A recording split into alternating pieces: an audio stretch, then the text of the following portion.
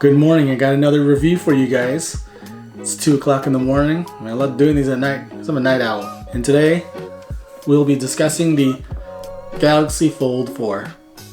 Let's talk about the decisions you need to make when you're gonna buy one of these bad boys. First of all, the Fold 4 comes in phantom black, beige, and gray green with additional special colors available on the Samsung website, including the burgundy color.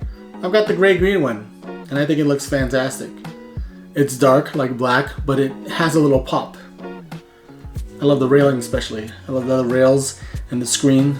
There's a contrasting difference, and I think it looks great. I think this is the best color. And then the burgundy. Now once you got the color decided, you gotta choose between 256 gigabytes, 512 gigabytes, or 1 terabyte of storage. That is a lot of storage. Each of those storage configurations and colors come with 12 gigabytes of RAM. And once again, the phone does not include micro SD support, and I will keep mentioning that because it's pretty important to mention. Now this phone is a little bit heavy. It feels like 2 phones slapped together. It feels like 2 Galaxy Flips packed together. Phone comes in at 263 grams, and of course it's IPX8, water resistant as well. Now let's talk about the displays a little bit.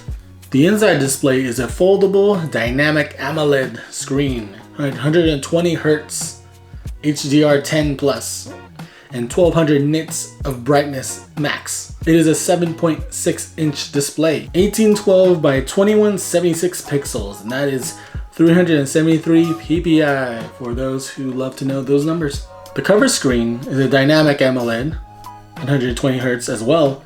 Corning Gorilla Glass Victus Plus, 6.2 inches across, 904 by 2316 pixels. Samsung is very good at making phones that do very well in phone calls, and this one's no different.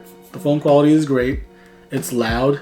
I can hear what's going on. No one has any issues hearing me, and it works great. Samsung decided to use the same battery size at 4400 milliamps, and I don't have any issues with killing the battery within a day. As a matter of fact, it goes longer than the whole day for me. I don't know if to charge it at night. I'll just use it a few hours in the morning and I keep going. Standby is great too. Just like the Galaxy Flip 4, this phone is running the Qualcomm Snapdragon 8 Plus Gen 1 chip, which is pretty power efficient compared to the one in the S22 models. Surprisingly, this year there's no Exynos models for Europe. We're all using the Snapdragon this year. Let's talk about the cameras. There's a ton of cameras on this thing. We got 3 in the back, 1 in the front, 1 on the inside. So let's start on the outside first. The main camera is a 50 megapixel and it bends down to 12 megapixels. There's a 3 times telephoto camera at 10 megapixels, and there's an ultra wide camera at 12 megapixels. On the front of the screen we have a 10 megapixel selfie camera, and on the inside the under display selfie camera is 4 megapixels. Here's some samples taken from the camera directly from the Galaxy Fold 4 without any edits.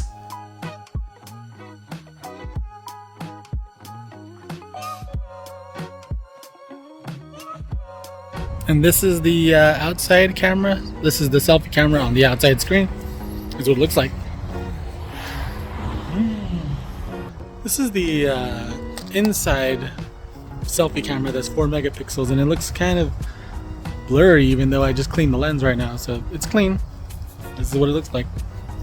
Let's talk about some fold only stuff, guys, because that's what you're getting this for. If you open up an app on the outside display and decide that, oh, I want to look at it more, you open up the phone and the same exact app and the same exact page shows up right where you left off. And just like the Galaxy Flip, we also have Galaxy Fold's Flex Mode. Sometimes I just like to fold the phone while in apps just to see if there's any different functionality. And here you can see in the camera app that if you fold the phone, you can use both the camera and look at the gallery at the same exact time. You know what's kind of cool about this phone? You can set a wallpaper on the outside screen, and then you can set a different wallpaper on the inside screen, which is kind of cool. You have 2 different wallpapers, and then you have different lock screen wallpapers too. It's like, what? Now I do run Nova Launcher, and I've noticed that if you change the number of dock items on the front screen, it's the same on the inside.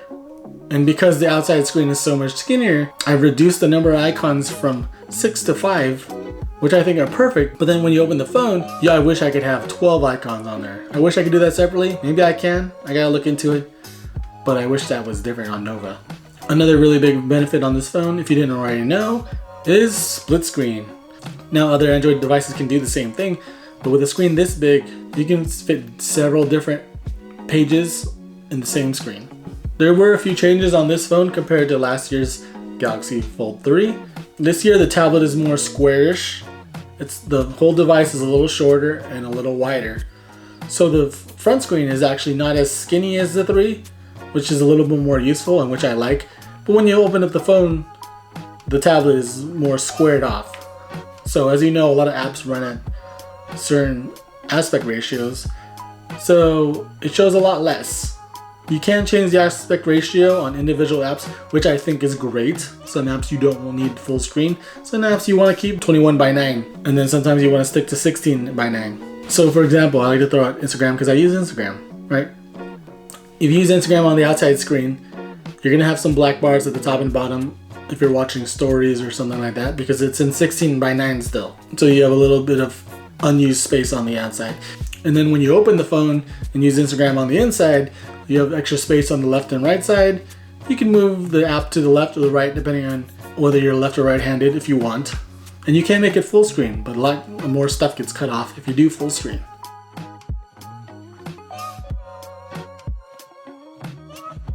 Now the build is great. This thing feels like a tank. The aluminum sides feel great. When the phone is closed like this, it feels great. If I were to drop this thing, this would probably survive, but I figured the outside screen is a lot more sensitive because there's no bezels that pop outward. Like it's completely flat. So if this were to drop face down, you might have a cracked screen. But on the inside screen, the bezels are raised up, so it doesn't completely hit the screen when it falls straight down. When you close it, those little borders slap each other. I absolutely love the matte back on this phone. No fingerprints, it looks great, it feels great, it feels super premium. It's weird. I remember all phones used to be glass sandwiches, glass on the back, glass on the front. It would shine, leave fingerprints, and it would feel like it's gonna shatter just at any slight fall. This one feels great. I don't think this will damage as easily. Now the price is probably the hardest thing to swallow because the phone comes in at $17.99 USD, which is a lot if you can do a trade-in. Now is that worth it if you can buy a candy bar styled phone and a tablet, probably an iPad or maybe a Samsung Galaxy Tab? Well, it depends. Do you want to carry more stuff? This is a tablet and phone in one piece. So you only have to carry one device with you to get both functionalities. But as you know, the tablet is kind of small. It's more similar size to Galaxy Tab A line.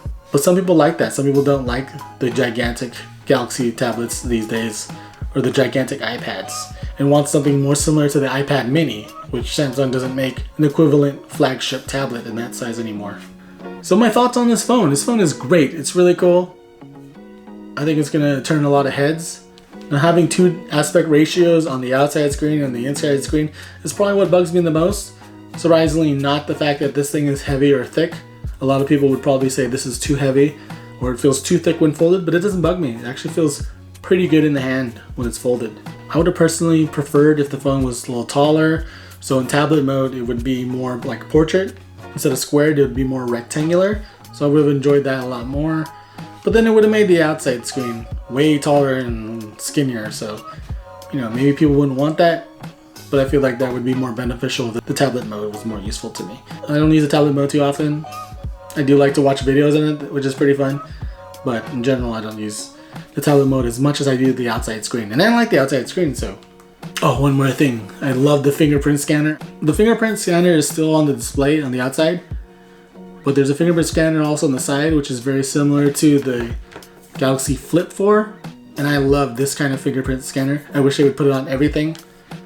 I just prefer it so much more. They had this on the S10e, and I absolutely loved it.